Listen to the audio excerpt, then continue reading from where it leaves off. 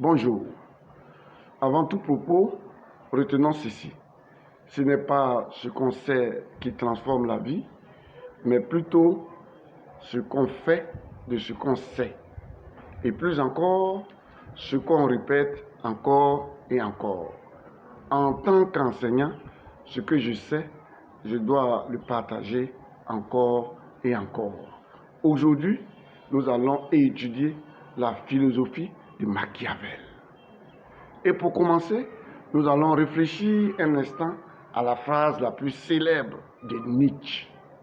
Dieu est mort.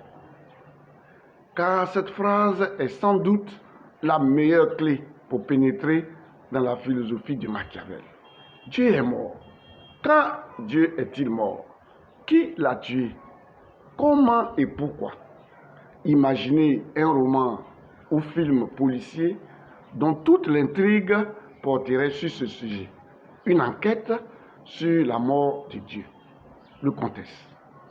Nicolas Machiavel est un auteur florentin né en 1469. Son œuvre la plus célèbre, Le Prince, est sortie en 1513. Entre ces deux dates, la date de sa naissance et la date de la sortie de son œuvre, il y a 1492. 1492, c'est la découverte de l'Amérique par Christophe Colomb. C'est à cette date que les historiens ont mis fin au Moyen-Âge et le début de l'époque moderne. 1492, c'est l'année de la révolution du monde occidental. C'est le moment où l'illusion chrétienne commence à s'effondrer. C'est la fin de la croyance dans une autorité transcendantale, une autorité au-delà du monde terrestre. Et l'effondrement de cette autorité divine, a pour conséquence la ruine de la base métaphysique sur laquelle reposaient toutes les valeurs du monde occidental. La quête du Graal, c'est fini. Excalibus, on oublie. Adieu le roi Arthur. Les chevaliers de la table ronde. Adieu Merlin. Adieu leur fille Morgane. Adieu la magie. Fini les valeurs de bravoure. Fini les valeurs d'héroïsme, du sacrifice de soi. Pourquoi et pour qui se sacrifier s'il n'y a rien au-dessus de soi? Adieu donc l'innocence. Adieu la rédemption. Adieu la justice. Adieu la parole d'honneur. Adieu l'honneur. On oublie le fuite d'amour. On oublie l'amour fou.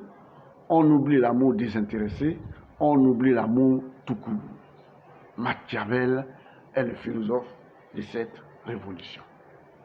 Jusqu'à présent, ou du moins à cette époque, on se racontait une histoire qui tient à 5 mots. Le but, c'est le bien. Le but de la philosophie, c'est le bien de l'humanité. Le but de l'action politique, c'est le bien de la cité, etc., etc. Eh bien, désormais, le but, c'est le bien. On n'y croit plus. On s'y réveille. Le but, ce n'est plus le bien. Le but, c'est le pouvoir. Parce que seul le pouvoir donne la liberté. Et la liberté, c'est cela le seul bien. On ne fait pas la politique pour les autres. On ne conquiert pas le pouvoir pour faire le bien des autres. Et ça, je répète, on ne fait pas la politique pour les autres. On ne conquiert pas le pouvoir pour faire le bien des autres. On fait la politique pour son propre bien, pour sa propre liberté et celle des siens. L'honneur, la morale, les grandes valeurs n'ont plus rien à voir là-dedans. Pour le dire autrement, la vie humaine n'est plus quelque chose de sacré. Et donc, si un meurtre rend quelque chose possible dans le sens du pouvoir, c'est une solution. Attention, attention, il ne s'agit pas de tuer par cruauté. Non, non et non. Il s'agit de tuer par intérêt. Aucun meurtre ne doit être gratuit. même s'il est payant, aucun meurtre ne doit être exclu. Là voilà, la nouvelle morale. Et plus encore, là voilà, la nouvelle sagesse. La philosophie des temps modernes. La philosophie de Machiavel. Machiavel est le premier à voir l'homme tel qu'il est. Le royaume à conquérir, c'est la terre. Il n'y a pas de paradis à mériter au-delà de la mort. L'horizon est désormais visible. Il est concret. Et l'homme, ça crève les yeux. Il n'est pas à l'image de Dieu. Le pouvoir est donc le véritable nom de la liberté. C'est la philosophie du pouvoir et non la philosophie du bien. 20 ans après la découverte de l'Amérique, Machiavel écrit Le Prince. Le Prince, c'est un traité qui explique comment conquérir le pouvoir et surtout comment le conserver. En premier lieu, comment conquérir le pouvoir? Imaginons la conquête du pouvoir comme une relation amoureuse entre deux amants. Les deux amants se nomment la fortune et la vertu. La fortune, symbole de la chance, c'est la femme, et la vertu, c'est l'homme. La fortune ne peut aimer aucun autre homme que la vertu. Vous pouvez être le plus courageux, le plus honnête, cela n'aura aucune influence sur la fortune. La fortune sourit aux audacieux, d'après un proverbe romain. La fortune symbolise le pouvoir aveugle. On peut influencer la fortune que par l'audace. La fortune distribue le bonheur et le malheur sans obéir à aucune règle humaine. La fortune est absolument intraitable. Ce qu'elle préfère chez un prétendant où la seule qualité qui peut séduire la fortune, c'est la vertu.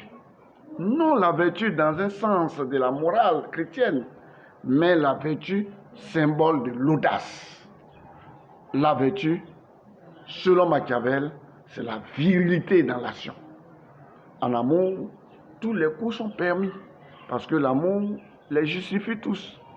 La politique, c'est comme l'amour, tous les coups sont permis.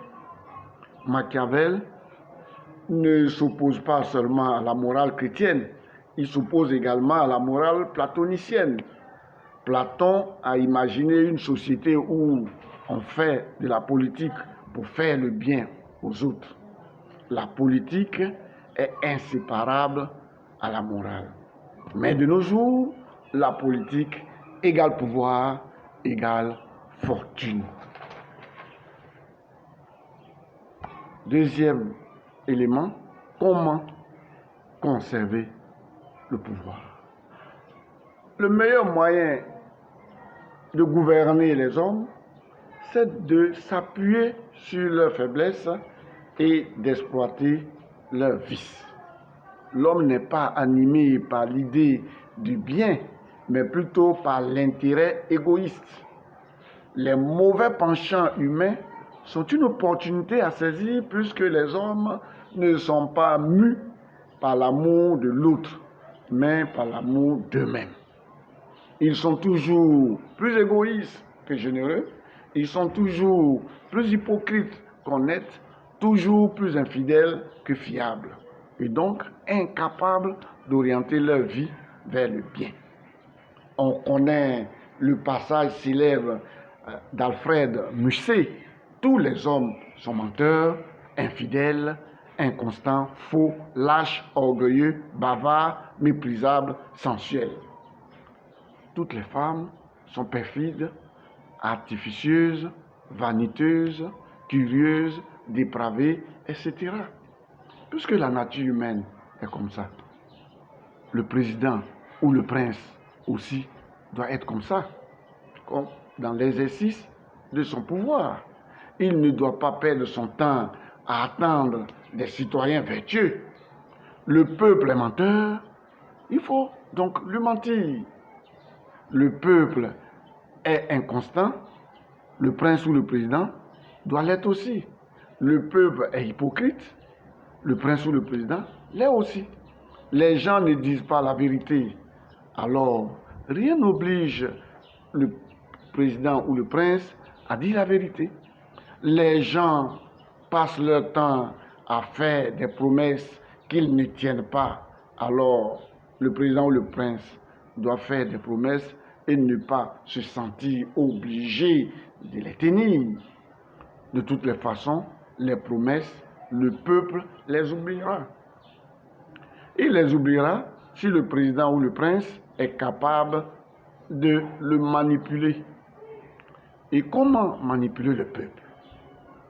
Simplement en comprenant que la plupart du temps, les gens se laissent distraire facilement en se détournant de leur intérêt véritable contre des profits illusoires. C'est l'expression lâcher la proie pour l'ombre. Autrement dit, le prince ou le président doit faire croire au peuple qu'il répond à ses besoins. Une tromperie facile. Cela est d'autant plus facile que lorsque le peuple n'a pas été éduqué ou formé. Machiavel conseille au président ou au prince de s'identifier au renard. Le renard est l'animal le plus rusé de la forêt, car le prince doit conserver le pouvoir par la ruse. Lorsque cela n'est plus possible, il doit s'identifier au lion. Il ne doit plus se soucier d'être aimé, mais se faire craindre. Se faire craindre par la force et, au besoin, par la terreur. De tout en évidence, tout n'est que rapport de force. En réalité, la stabilité politique, c'est le conflit. Qu'il soit masqué par la ruse ou qu'il soit visible par la force. Est-il toujours stable? La stabilité politique. En conclusion, autant le prince ou le président gouverne avec ruse, avec force, autant le peuple, les opposants, peuvent ravir le pouvoir par la ruse ou par la force. Mais en sachant se saisir du talon d'Achille. Suis-je pour le pouvoir, ou bien suis-je pour l'opposition, ou encore pour le peuple? À chacun de déduire. Moi, je sais, je suis pour la vérité. Merci.